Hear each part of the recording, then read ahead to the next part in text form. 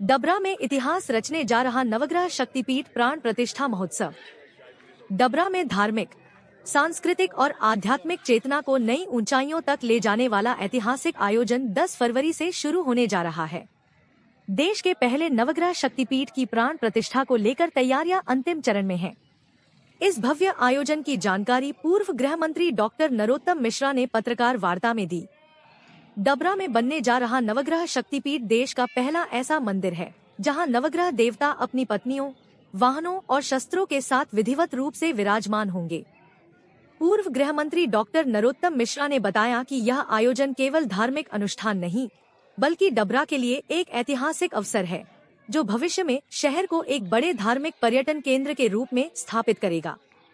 यह आयोजन डबरा के लिए गौरव का विषय है। आम जनता को किसी प्रकार की असुविधा नहीं होगी, बाजार खुले रहेंगे और किसी पास की आवश्यकता नहीं है। डॉक्टर मिश्रा ने सोशल मीडिया पर फैल रही अफवाहों को खारिज करते हुए स्पष्ट किया कि आयोजन के दौरान आम नागरिकों और विद्यार्थियों की सुविधा का विशेष ध्यान रखा गया है। विद्यार्थियों की परीक्षाओं को देखते हुए कथाओं का समय दोपहर बाद रखा गया है, जिससे शिक्षा व्यवस्था और यातायात प्रभावित न हो। महोत्सव की शुरुआत 10 फरवरी को दोपहर 12 बजे स्टेडियम ग्राउंड डबरा से भव्य कलश यात्रा के साथ होगी, जिसमें हजारों महिलाएं और श्रद्धालु शामिल होंगे। 11 से 13 फरवरी पंडित प्रदीप मिश्रा जी की कथा, 14 से 16 फरवरी कवि कुमार विश्वास जी की ओजस्वी कथा, 17 से 20 फरवरी बागेश्वर धाम पीठाधीश्वर पंडित धीरेन्द्र कृष्ण शास्त्री जी की कथा। महोत्सव के दौरान प्रतिदिन सुबह विधिवत प्राण प्रतिष्ठा कार्यक्रम होगा। यज्ञशाला में रोजाना 1 लाख आहुतियों के साथ महायज्ञ संपन्न होगा, जबकि रात्रि में वृंदावन की प्रसिद्ध सर्वेश्वर लीला समिति द्वारा भव्य रासलीला का मंचन किया जाएगा। नवग्रह शक्तिपीठ का निर्माण 108 खंभों पर किया गया है। इसकी वास्तुकला इतनी विशेष है कि एक मीनार की छाया दूसरी पर नहीं पड़ती। सभी नवग्रह प्रतिमाएं अष्टधातु से निर्मित हैं, जिनका वजन लगभग 15 से 15 क्विंटल है। डॉक्टर नरोत्तम मिश्रा ने यह भी बताया, यह शक्तिपीठ वैष्णो देवी और पीताम्बरा पीठ की तरह डबरा की अर्थव्यवस्था, पर्यटन और रोजगार को नई दिशा देगा। नवग्रह शक्तिपीठ प्राण प्रतिष्ठा महोत्सव न सिर्फ आस्था का केंद्र बनेगा, बल्कि डबरा के विकास की नई पहचान भी बनेगा। डबरा से संदीप शर्मा, जनतंत्र की आवाज, सटीक खबरों के साथ। मैं इसी स्थान के बारे में, जिसका पहला कार्यक्रम 2 दिन बाद 10 तारीख को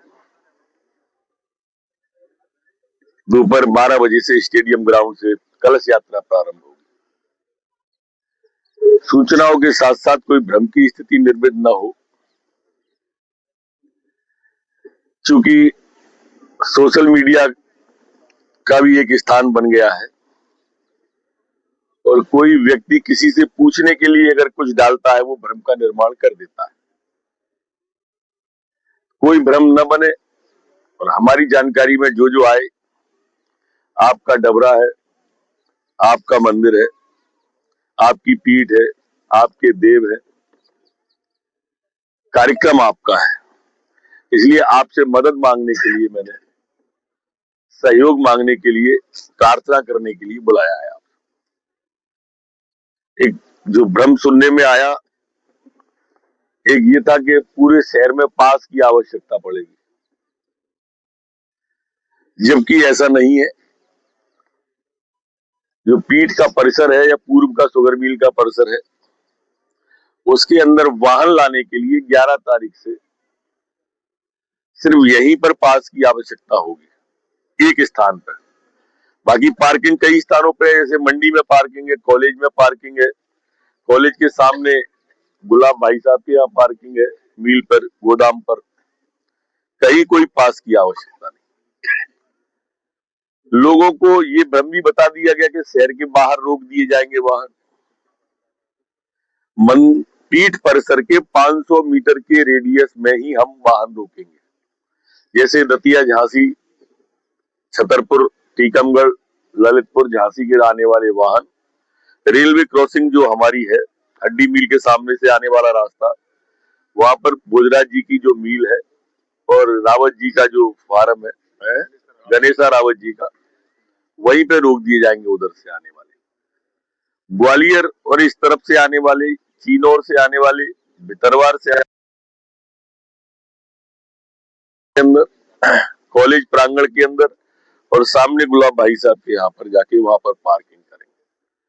हमारे कार्यकर्ताओं के, पत्रकार बंधुओं के, अति विशिष्ट लोगों के वाहन अंबेडकर पार्क से सीधे आके ये सामने जो मैदान आप सब देख के आए होंगे, उस मैदान की पार्किंग में वो पास वाले वाहन वहां आ जाएंगे। क्योंकि भंडारा चलने वाला है तो बड़ी संख्या में कार्यकर्ताओं की आवश्यकता पड़ेगी, तो इसलिए उनको ये भंडारे के पास ले आए।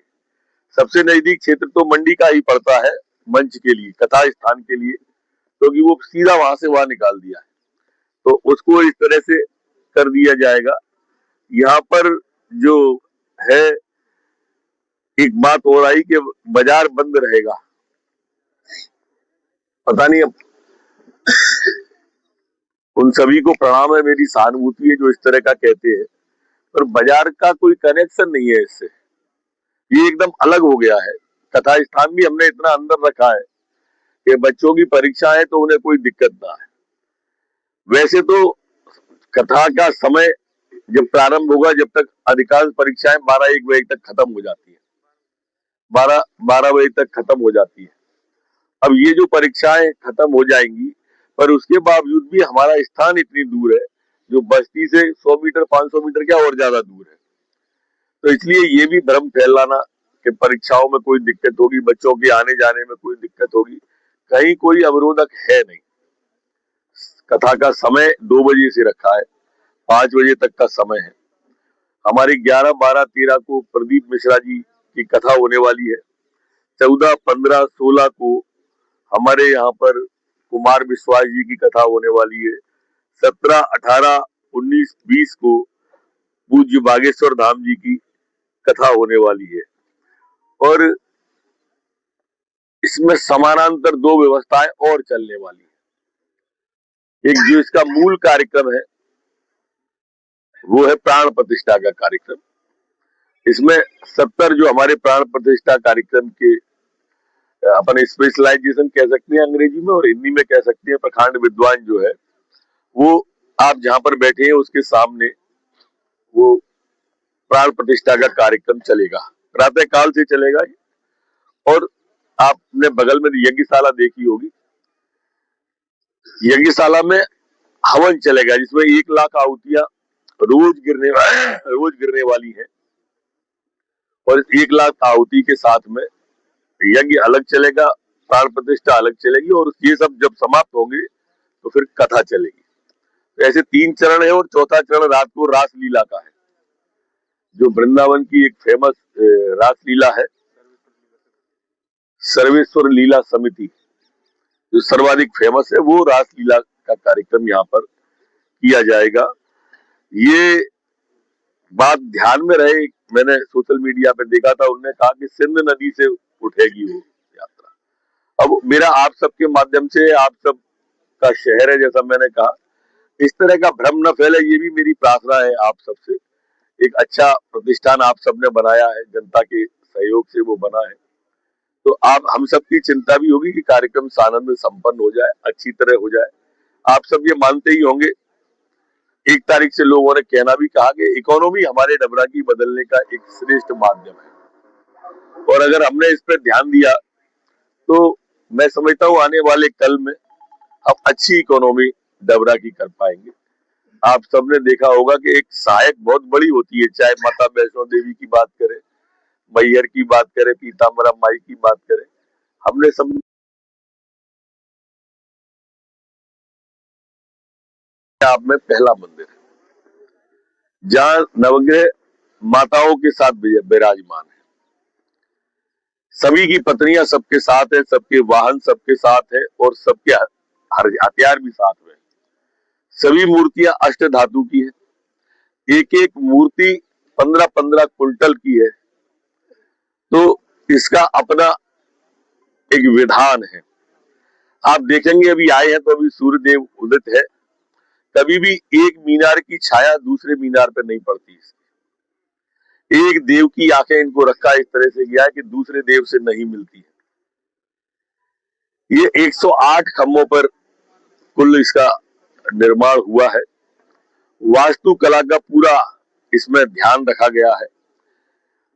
आदमी को अगर कोई दिक्कत है, पीड़ा है, अगर वो कुछ चाहता है, राज सुख चाहता है, संतान सुख चाहता है, बच्चों को बौद्धिक सुख देना चाहता है, कर्ज से मुक्ति चाहता है, शनि का प्रदोष, शनि की 7.5, ढैया, राहु काल, ये सबसे मुक्ति अगर किसी को कोई दिक्कत है तो उसके लिए ये अपनी पीठ है। इसमें पूजनीय मूर्तियां अलग है, जो नीचे ग्राउंड फ्लोर पे, प्रथम तल पर दर्शनीय मूर्तियां हैं जो अष्ट धातु की हैं, उसके ऊपर आदि देव है। इस तरह से ये पूरी की पूरी सीरीज है। रथ यात्रा जो स्टेडियम से प्रारंभ होगी, उसमें आगे हाथी चलने वाले हैं, जिन पे पहले हाथी पर हमारे धूमेश्वर आचार्य बद्रीश जी जो इस